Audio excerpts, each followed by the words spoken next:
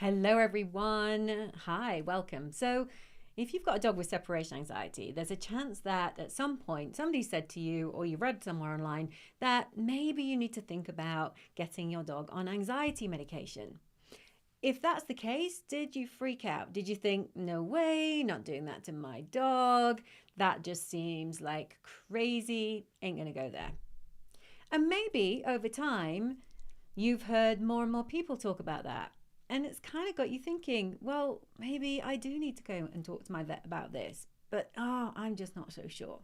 So if any of this sounds like you, then stay tuned because today we're talking about the 5 big myths when it comes to medication and dog separation anxiety.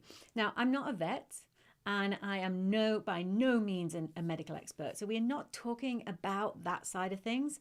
But I am a trainer who knows about separation anxiety quite a bit. And I've been in your shoes. So I've had that quandary. I've had that difficult question to deal with. And so I'm coming at today's session with that in mind. Now, because I've worked with hundreds, if not thousands of dogs with separation anxiety, and there's 70,000 of you in my free Facebook group. So yeah, I've come across a lot of dogs and a lot of people with dogs with separation anxiety. I see things coming up over and over and over again when it comes to anxiety medication for your dog. And those are the big 5 that we're going to talk about today. So if you are on, pop into the comments and say hello. Tell me where in the world you are and if you're watching with your dog. While I do a couple of things. Let me just go and do some things. Oh, why did it do that? Okay, cool. There we go. Yeah, so pop in the comments. Say hi. If you're watching on YouTube, hello to you as well. All right, so perhaps the biggest one, and you tell me if you've heard this one. Perhaps the biggest one is that we will change our dog's personality, that they will no longer be the dog that we know and love. That seems to be really common. I know I felt that way too. I definitely did. Hi, Joe and Max over in Swindon. And, it's perfectly valid because people will tell you that that's what's going to happen when you consider anxiety medication for your dog. Hi, Karen. They will tell you that your dog will lose their sparkle, that your dog will not be the same happy-go-lucky, maybe even slightly bonkers, slightly crazy, gorgeous dog that you currently love and adore. And none of us want that. None of us want that change in our dogs. So, of course, we're going to be wary when people tell us if you go down the anxiety medication route for your dog, you'll lose all the best bits. You know what? It is just not true. So when you go and speak to your vet or your vet behaviorist or whichever medical professional you're going to speak to about anxiety medications for your dog, the thing that they're going to talk to you about is that when we get the right medication at the right dosage, sometimes it's a combination as well, then we shouldn't be seeing dogs who are not our gorgeous, lovable, full of personality dogs. That's not what it's all about. You're looking for anxiety medication to make them feel better about the world, to make them feel happier in themselves. So that in fact, what you should end up seeing, what you should end up getting is your dog only better. I mean, that was definitely my experience. My boy still is absolutely bonkers, and I love that about him, and I never want that to change. In fact, any minute now he's probably going to come into the studio, have a little bit of a nose around, because what are you doing, mum? And then get into things. And he's nearly 14 years old, and I love that about him. He'll be in a box somewhere in the corner of the studio, digging and dissecting. That's great. I don't want him not to be him. And he didn't change. He didn't change in a way that was negative or worrying. He became a better version of himself. So if you go down this route and you do find that the medication is changing your dog's personality, that's not what we want. And then you're going to immediately go back to your vet and explain that, because that's not what your vet's trying to do either. We're looking for your dog to lose their edge, to lose that anxious side, but not for them to change. All right. So that's probably the biggest myth that puts people off, I find. The second big myth is that people will tell you, or maybe this is what you think, that anxiety meds should be the last resort. So you should only think about putting your dog on anxiety for on medication for your dog separation anxiety if you've tried everything else. You know, if you've tried all the natural things, if you've done all the training, if you've done blah, da, da, da, da, you should only consider putting your dog on medication as a last resort. Not true. So if you just joined this Facebook Live and caught that 1 minute, you'll think, oh, Julie's saying you only put your dog in separation anxiety as a last resort. No, not true. So you definitely don't want to think that way. Because here's the thing. We want to throw everything we can at getting your dog over separation anxiety. So if it's training and medication and making sure they're getting their exercise and enrichment, why wouldn't we try all the things that we know can make most difference? Right? So why would you wait? Because if you're thinking, I'm going to do the training, I'm going to really dig in, I'm going to do the training, but I will only put my dog on medication if the training stalls or it's not going how I want it to go. Well, what if though? But what if while you're busy training and putting all that effort into desensitization, what if that could go better? What if even when you're making progress, that progress could be even greater? Wouldn't that be good? So that's why I say, don't see it as a last resort. See it as part of the overall toolkit that we're going to employ to give our dogs the absolute best chance they've got of getting over separation anxiety. Joe says, I wish I'd done it sooner. We'd have saved Max from a lot more anxiety. Yeah, and I don't think there's a person out there.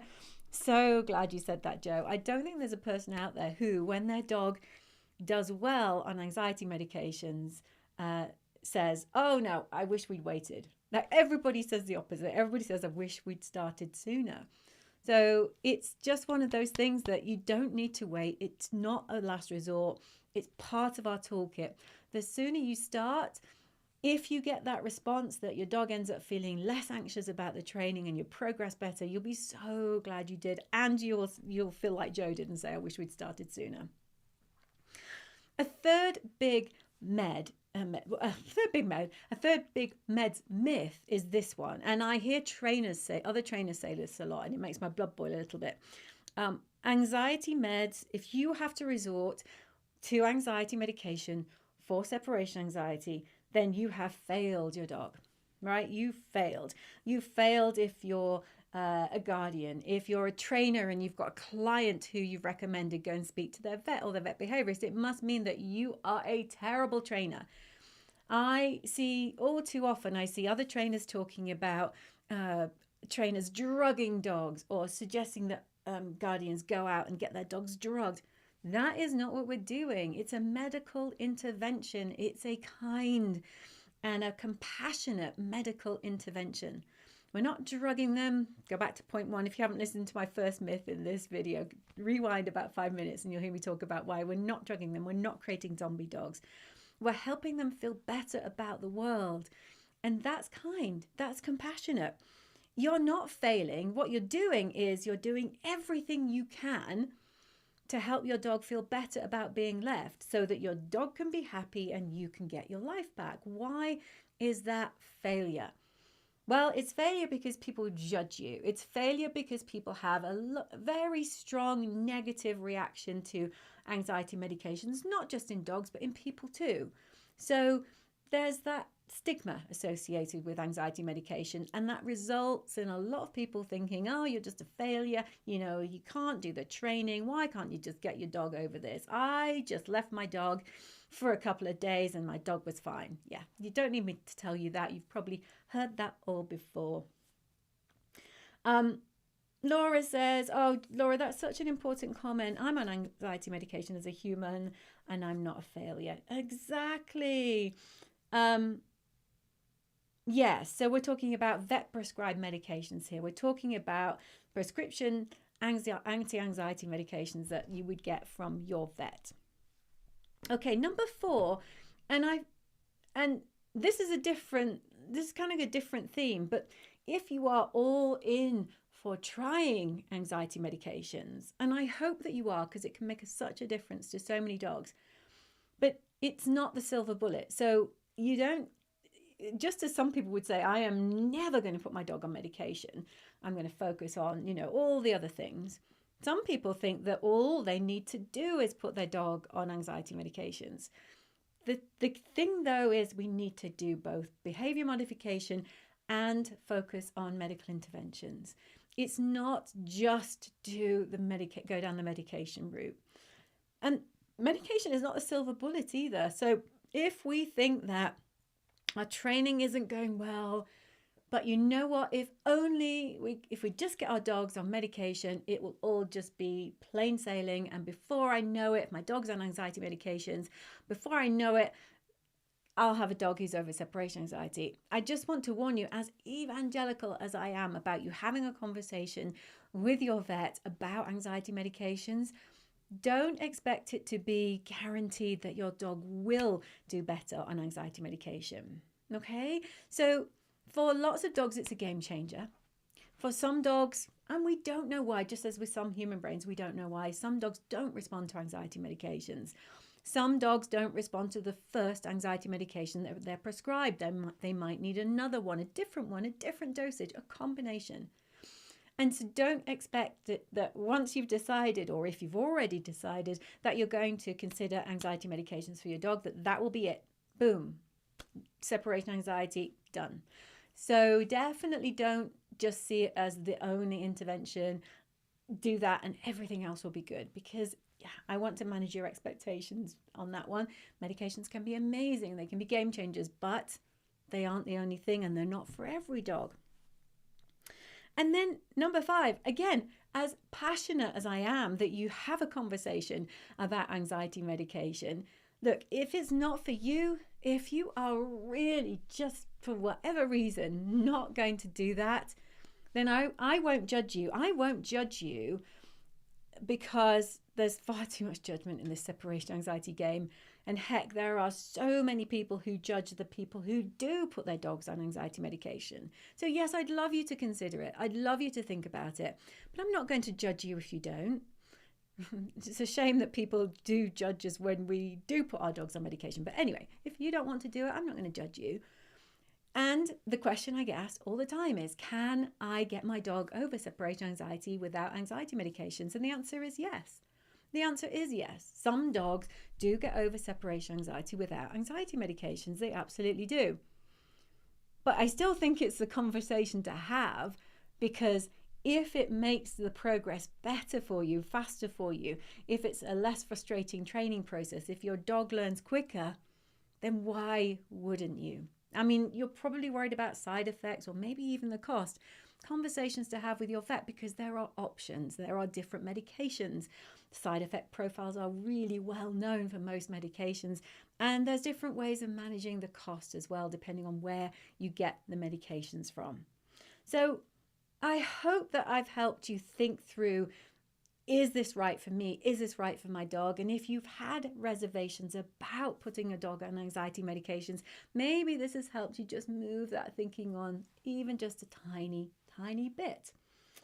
All right, let me jump into the comments. And if you have questions, I can't tell you which specific medication you should put your dog on, but if you've got questions about the medication process or about how it works with training, pop into the comments and ask away. Hi, Lucy. Lucy says medication helps Indy in so many ways, not just for separation anxiety, but his noise sensitivity too. That is a really good point. I helped my very noise fearful boy Tex get to a brilliant place with his response to fireworks, thunder, avalanche bombs. That's what happens when you live in the mountains, by combining counter conditioning and desensitization with medication. So we found a medication that really made a difference for him, and it was clonidine. And what clonidine meant was having him take clonidine. If we knew it was a night where there's going to be lots of fireworks, we'd give him the clonidine in advance. You can't always do that when there's a thunderstorm, and you often can't do it when there's avalanche bombing. But we'd get it on board as far ahead as we could, and if we did it after the thunder was, after the storm had started, well, we'd just try it anyway. But what the clonidine did was it just reduced his anxiety level sufficiently that he was able to learn. He was able to learn a new and better association. And without clonidine, he was getting more and more and more panicked. And it was horrible to see. It was just heartbreaking. to see a dog in full flight panic mode. So clonidine changed his life. And he's now way better. He can tolerate fireworks. He's not jumping up and down saying, where's the fireworks show? Can we go, Mum? But he just goes to his little quiet space in the house and he just hangs out there. He's not shaking. He's not salivating. He's not in a panic. He just waits for it to pass. But that happened as a result of him going on medication. And actually, he doesn't have the medication anymore because his association of being left has changed as a result of the medication. Paula says, you just reminded me to give Lucy her meds today. Oh, well, I'm good. I'm good. I'm glad this has been helpful for something.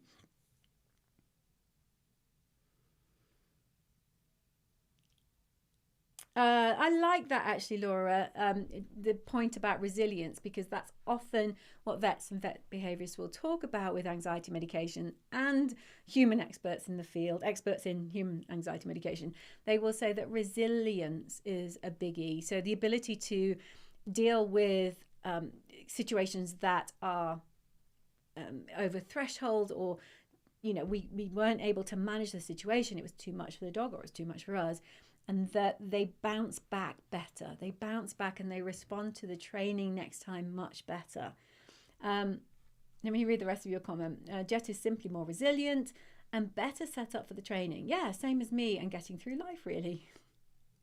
Oh, I love this. Plus, my boss thinks it's hilarious that my dog and I are on the same meds. Do you ever get things mixed up? We've got a little bit of that in our house at the moment because my elderly dogs are on human meds for hypothyroidism, blood pressure meds. And my husband actually went to the doctors the other day and he was worried about his blood pressure. And I said to him, you're going to come back with the same medication because they're on the human form. He didn't get prescribed blood pressure meds, but it kind of would have been really funny because it would have been the same, I'm sure. Okay, any other questions then? What else?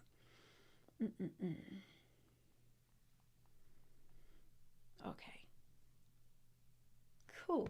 Well, I hope in some ways this has helped you think through the pros and cons again, maybe just moved you on a little bit in terms of thinking about whether medication is going to work for you, and hopefully helped you get your head around it. If you're watching this on replay, I should have said this on the start, pop into the comments and ask me any questions that you want. Otherwise, thank you for joining and I will catch you all online soon. Bye for now, everyone.